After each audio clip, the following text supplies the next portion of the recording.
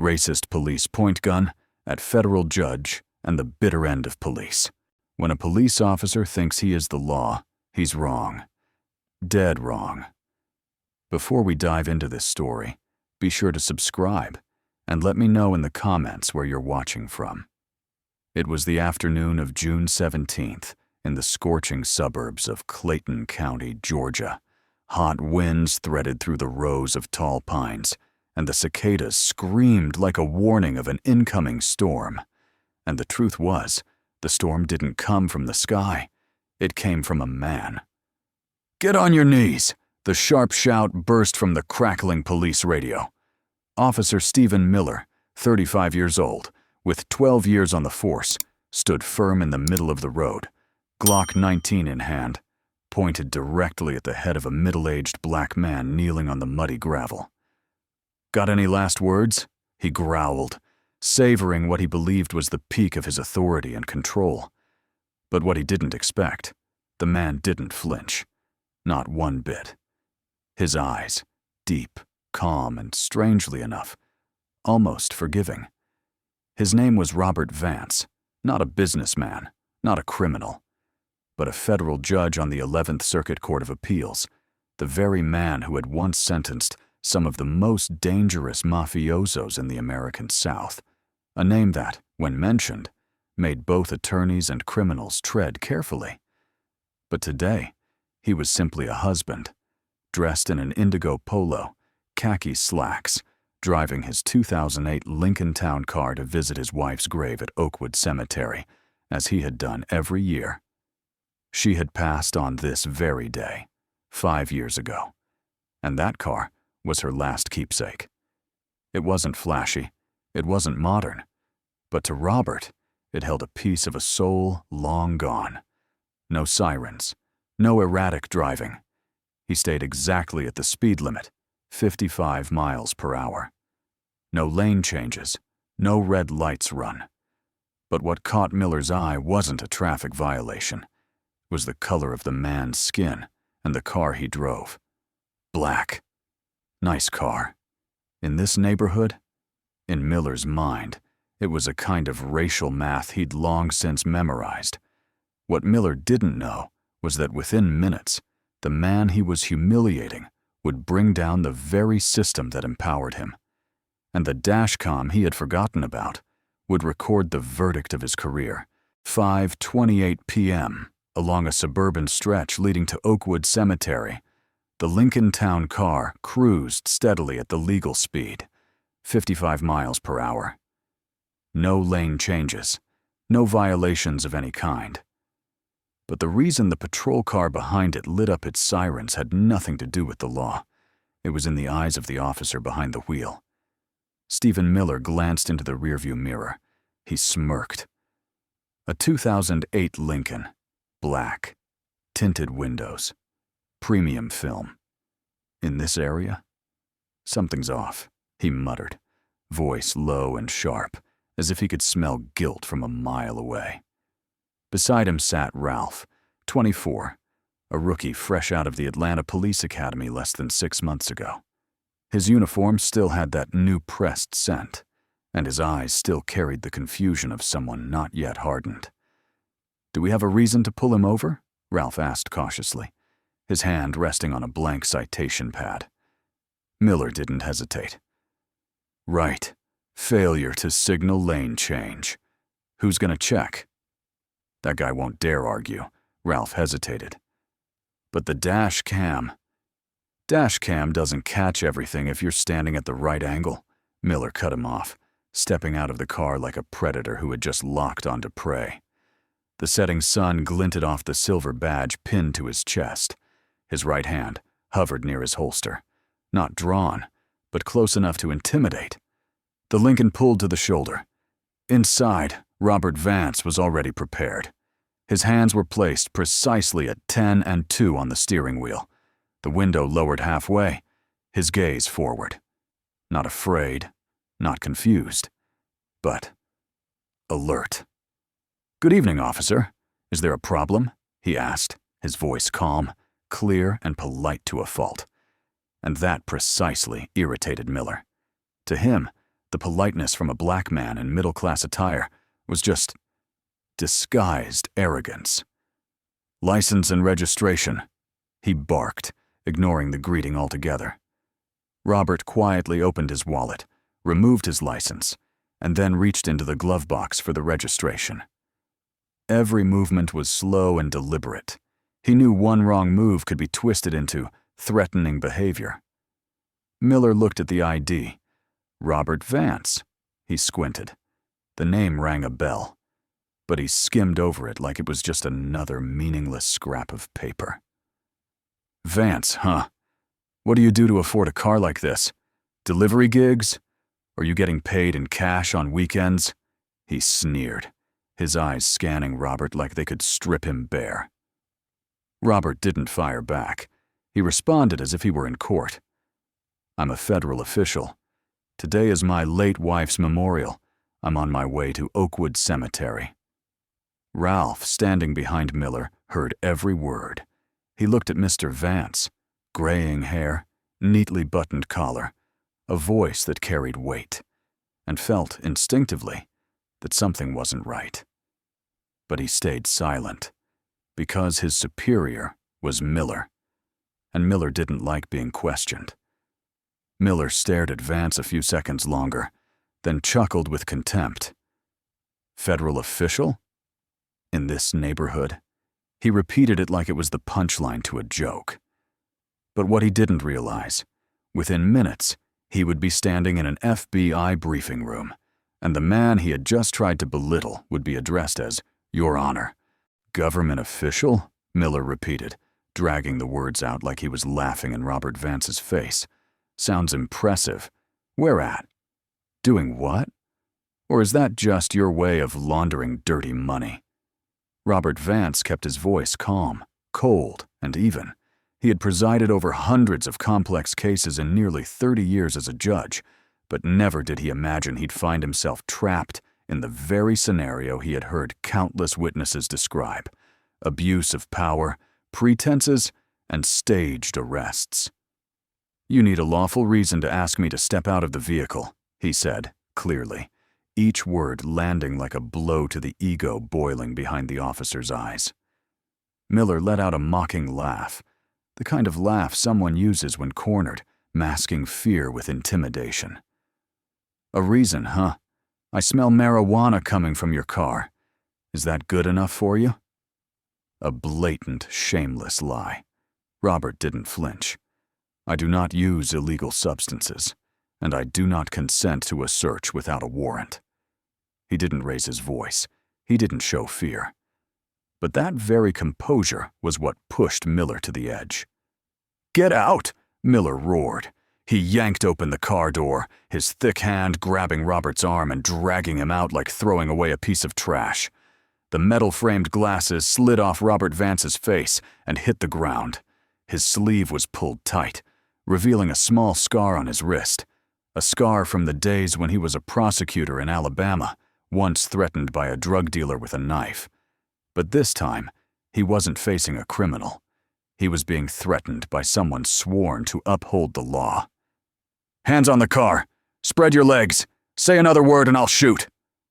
Miller's voice clanged like metal against gravel. Far off, Ralph remained frozen in the patrol car. Sweat trickled down his jaw, both hands gripping the steering wheel. He saw everything, every word, every motion, every glance. He knew. This wasn't a traffic stop. This was a deliberate hunt. But he was just a rookie, and Stephen Miller was his field training officer for the past 3 months. If he intervened, he might lose his job. But if he stayed silent, he might lose his conscience.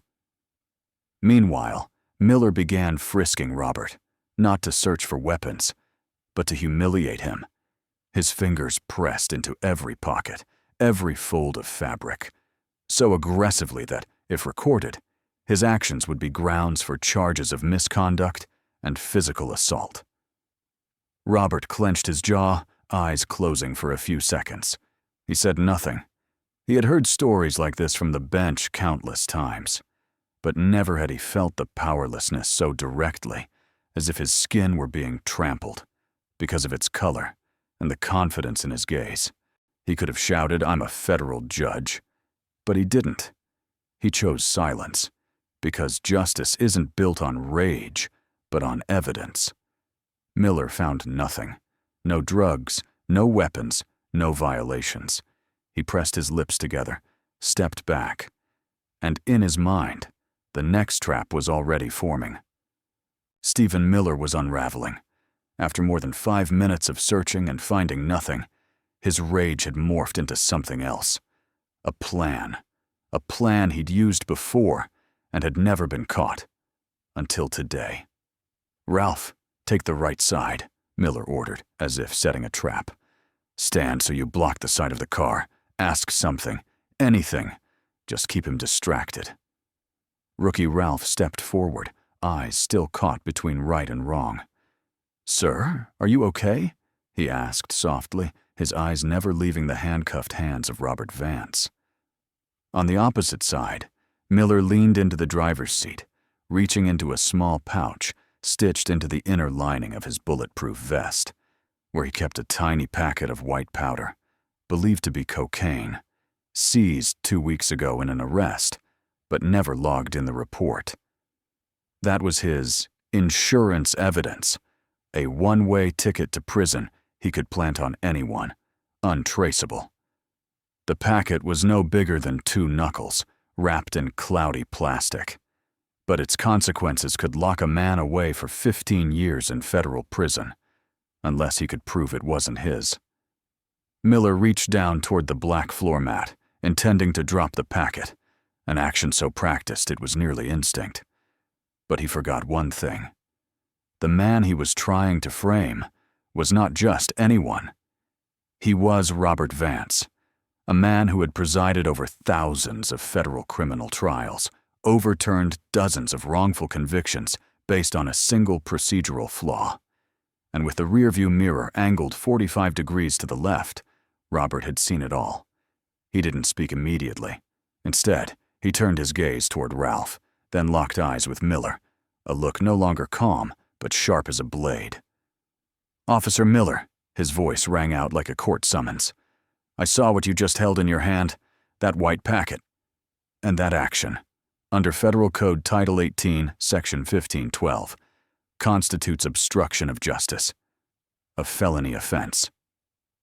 For a few seconds, Stephen Miller's face changed color, from flushed red with fury to pale white with panic. But the shock lasted only a heartbeat. "This bastard," Miller growled. "Think you're a lawyer, huh?" Then he drew his Glock 19, movement swift as a reflex. The dry click of metal echoed as the gun was chambered, and in under 2 seconds, the barrel was pressed against the right temple of Robert Vance. The wind howled through the trees, but no one heard anything else. The world seemed to stop in that moment. Robert didn't move, didn't panic, didn't scream. He simply looked at the man pointing a gun at his head in the eye and said with absolute clarity, "You just made a mistake that won't just end your career. It will be the verdict against the entire system you represent." The air thickened, suspended in the moment. Stephen Miller pressed a gun to Robert Vance's head. The rage in his eyes was no longer that of an officer being challenged. It was the fury of a man terrified of the truth being exposed. And then, a scream shattered everything. "Stop! The dash cam is on!" It was Ralph's voice, urgent, forced out of his throat like the final outcry of a conscience pushed to its brink. Miller froze. His head snapped toward the patrol car, and in a few seconds, he realized the entire event had been recorded. The dashcam mounted on the police dashboard, an XL Patriot Pro, recording 4K wide angle at 170 degrees, 360-degree audio, had been running since the beginning. It might not have captured him planting the drugs, but it had surely recorded the image of a police officer pointing a gun at an unarmed man, along with a blatant verbal threat. Miller lowered the weapon, but his eyes didn't soften. On the contrary, they grew colder, more calculating. He couldn't kill him, so he chose the second route: ruin a man's life with fabricated charges. Resisting arrest, obstructing investigation, possession of controlled substances. He spoke like handing down a sentence, lips pressed into a flat, icy line. Then he turned to Ralph, casting him a stare full of pressure. "You saw the packet fall out of his pocket when I restrained him, didn't you?" Ralph stood frozen, his hand clenched into a fist. Sweat traced a line down his spine. If he objected, he'd be defying the system. But if he nodded, he'd become its accomplice. And he nodded, a short, trembling nod, but enough for Miller to smile again. "Good boy," he muttered, pulling out the handcuffs. Cold metal clamped around Robert Vance's wrists, the same man who just weeks ago presided over a federal court session in Atlanta. He shoved him into the back seat of the patrol car. No seatbelt, no legal explanation. On the way back to Oak Creek Station, Miller rolled down the window, lit a cigarette, and began taunting him. "You're a lawyer? If lawyers get arrested like this, who's gonna save you? You think law is a fortress? Out here, I am the law." Robert didn't reply. He leaned his head against the car window, eyes gazing out over the dry grass fields of Georgia. The setting sun spilled across his face, not the sorrow of a widower, but the calm resolve of a man about to expose an entire rotten system. In his mind, every detail snapped into place like links in a chain. The dashcam was still running. Patrol car ID was 704. The drug packet hadn't dropped yet. Ralph was a witness, and he was afraid. Code 0 Alpha 11 was still active, and most importantly, he didn't need a lawyer, because he was the law.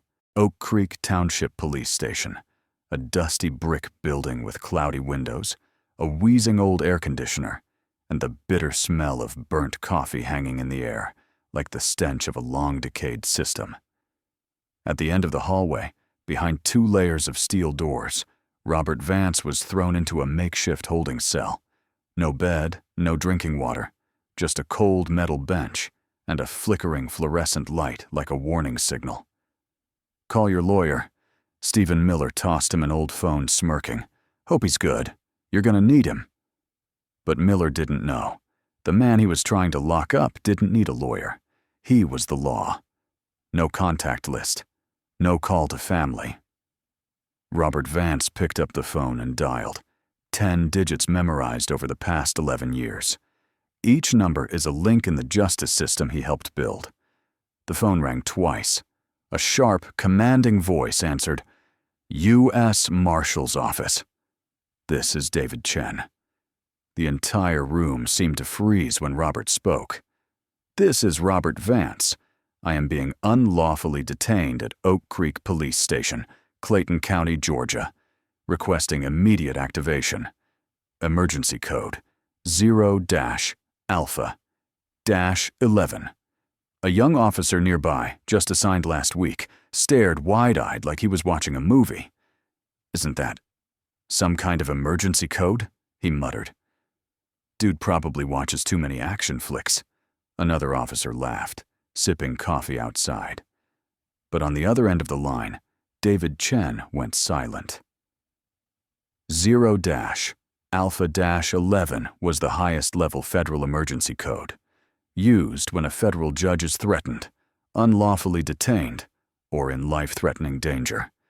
It needed no approval, no court order. Once spoken, the entire federal security network within 200 miles was activated instantly. Chen didn't ask further, didn't verify. He responded with a voice cold as steel. "Understood. Hold your position. We're coming." Phone down. The entire call lasted just 28 seconds. But those 28 seconds were a signal of mobilization. FBI. U.S. Marshals. GBI. The entire Southeast security network was starting to tremble. Robert handed the phone back to the officer beside him, saying only, "Thank you." No need for explanation. No need to shout. Then he sat back down on the metal bench, spine straight, hands resting on his knees, eyes staring forward, as if presiding over a courtroom where the defendant was the entire Oak Creek Police Department. Outside, Miller was joking with his colleagues about some old black guy thinking he's a hotshot federal lawyer.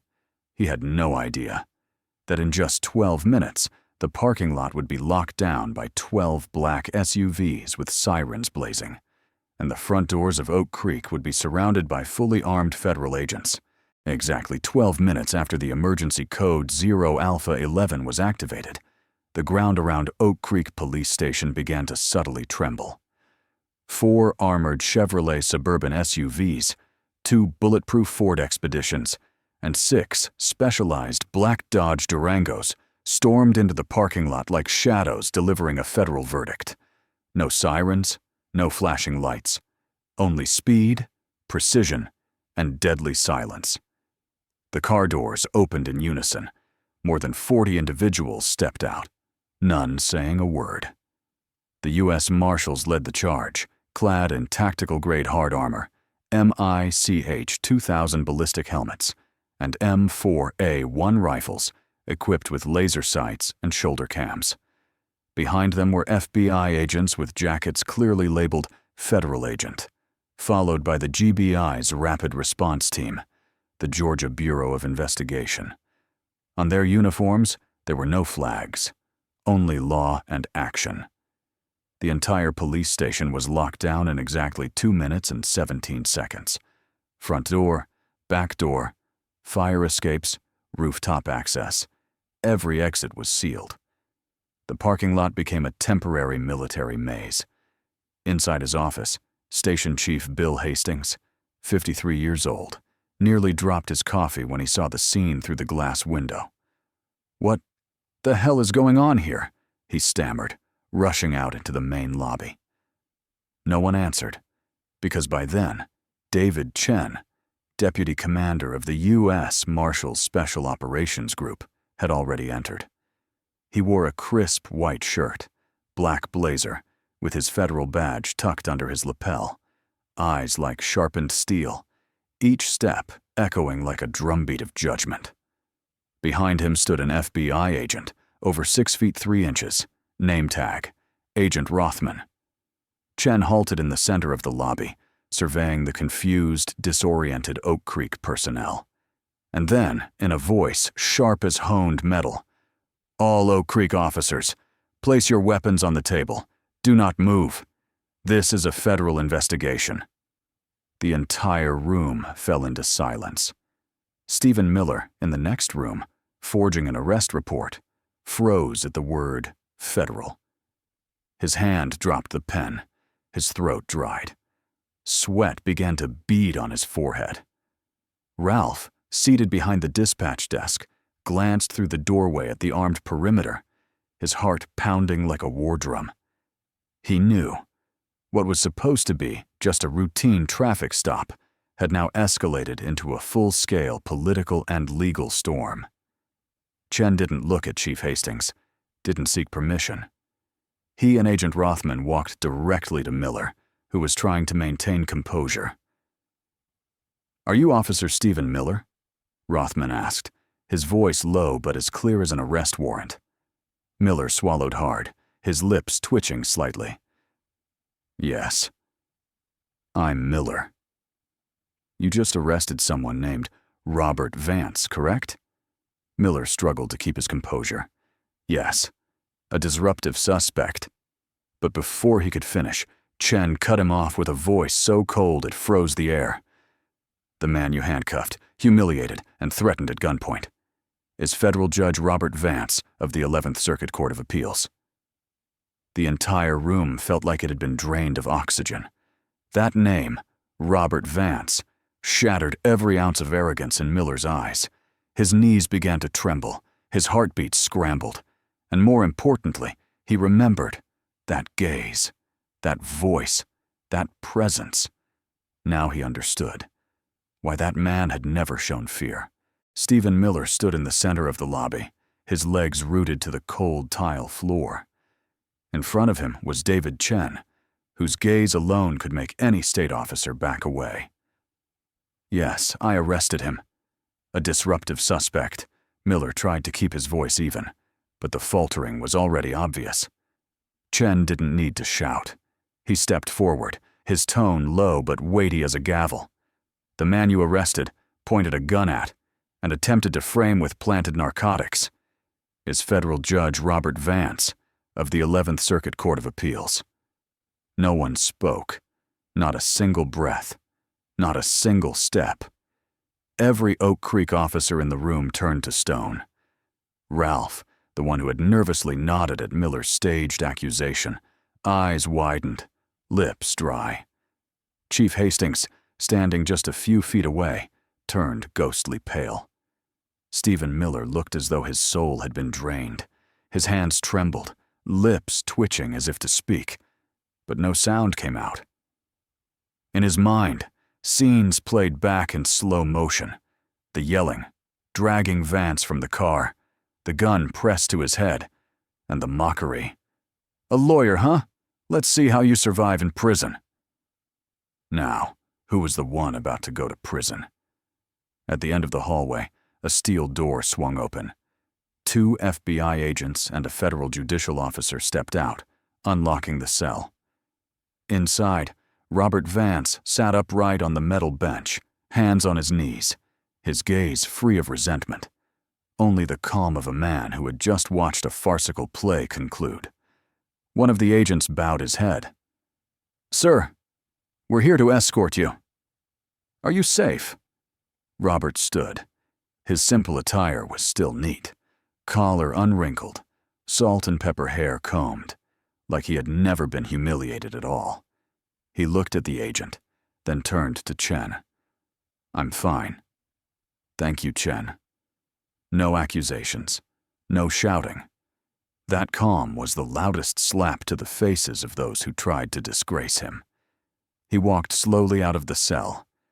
As he passed Stephen Miller, he didn't even glance his way. No frown. No, "I forgive you." No threats of a lawsuit. Only silence. But that silence carried the weight of 1,000 indictments. It said, Miller was not his opponent. He was merely a case to be handled in due process. And then, right on cue, Agent Rothman issued the command. "Place Officer Stephen Miller under arrest." The click of the handcuffs echoed like the ceiling of a coffin. Cold metal clamped onto the very hands that had used them to choke, drag, and wrongly restrain. Miller collapsed like a shattered statue. No. Wait. Let me explain. I didn't know. I thought." He spoke like a sleepwalker, tears already filling his eyes. But Rothman replied flatly, "You didn't just arrest the wrong man. You committed 3 federal crimes." Ralph stood motionless, hands clenched, lips quivering. He knew his silence would now be judged, alongside the man he once called Captain. 3 weeks after the event that shook the Southern judicial system, the federal court in Atlanta was packed with media. The case of the United States versus Stephen Miller was no longer a personal trial. It had become a symbol of the clash between abuse of power and the rule of law. The USB drive containing footage from Patrol Vehicle 704's dashcam was stored under triple seal security and opened in the presence of the federal prosecutor, judicial representatives, and a 12-member jury.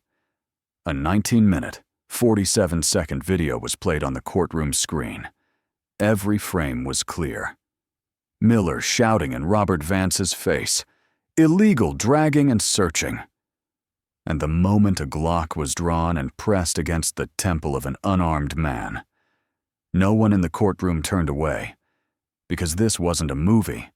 This was the truth, exposed by the very tool designed for police accountability.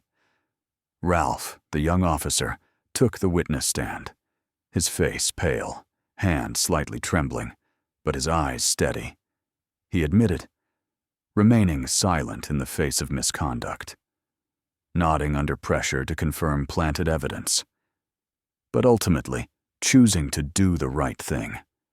Ralph's testimony was supported by internal investigation reports, which revealed that Stephen Miller had previously received 7 complaints for excessive force, 3 accusations of racial bias, and 2 internal disciplinary warnings, all of which had been quietly dismissed due to lack of evidence. The federal prosecutor concluded, "This case isn't just about one officer breaking the law. It's a warning about how the system overlooks red flags until it's too late." The jury retired to deliberate. After exactly 1 hour and 42 minutes, they returned with a verdict. Guilty on all counts. Deprivation of rights under color of law, Title 18, Section 242 of the U.S. Code.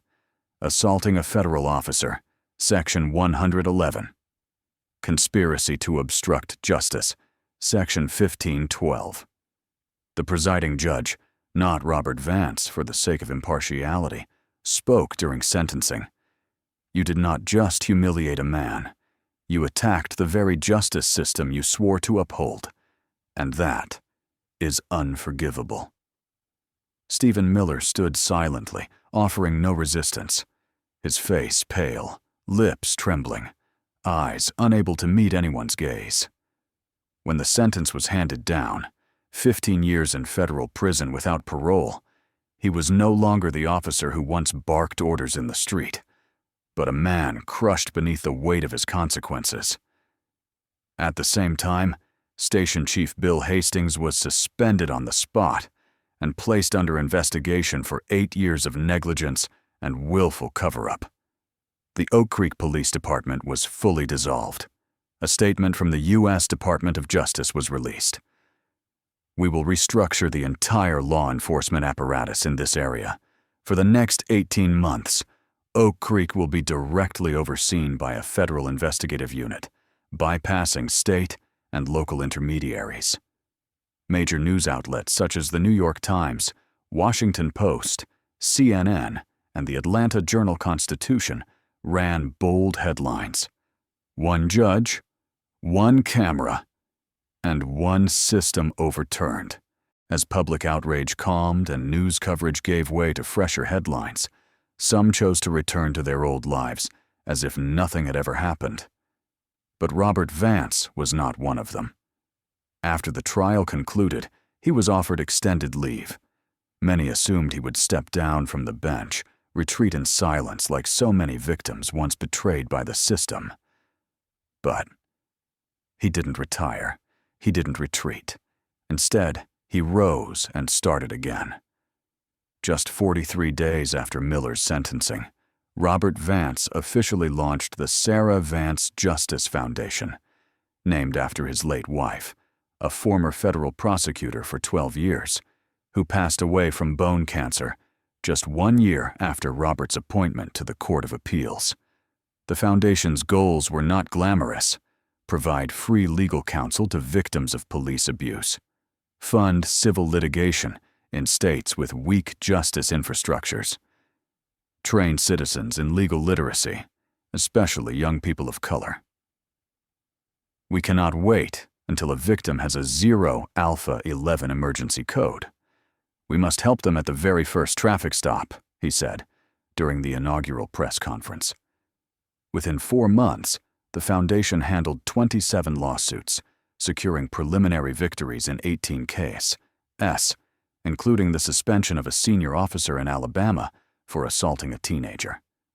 At the same time, Robert Vance began teaching part-time at Emory Law School, where he had once graduated with honors in 1989.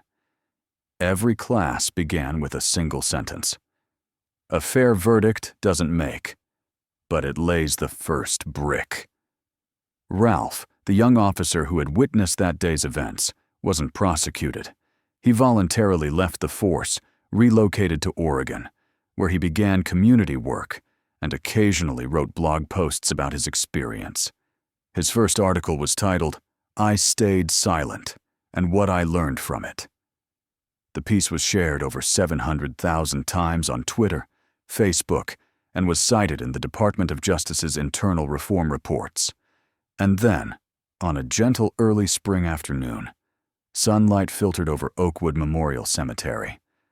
A familiar Lincoln pulled up near Section A9, where a small stone read, Sarah M. Vance, 1968 to 2018. In justice, she believed. Robert Vance stepped out of the car. He wore a white shirt, no tie, holding a bouquet of white lilies, her favorite flower, the kind that once stood beside her hospital bed, the kind that had become a living reminder that justice is not a distant idea, but a daily duty, carried out through small, persistent actions. He bent down and laid the bouquet at her grave, saying nothing. He didn't need to, because the one who had passed understood everything. In the wind, something whispered through the trees. Was it Sarah's laughter, or just the inner voice of a man who had emerged from the system's hell and chose to rebuild rather than retaliate? As Robert stood up, he looked into the distance. No cameras, no media, only him, and a quiet promise to the woman he once loved, that he would never again let another person bow their head before a gun like he once did. If this story moved you, don't forget to like and subscribe to see what happens next. Watch the next video to follow the fight as it continues.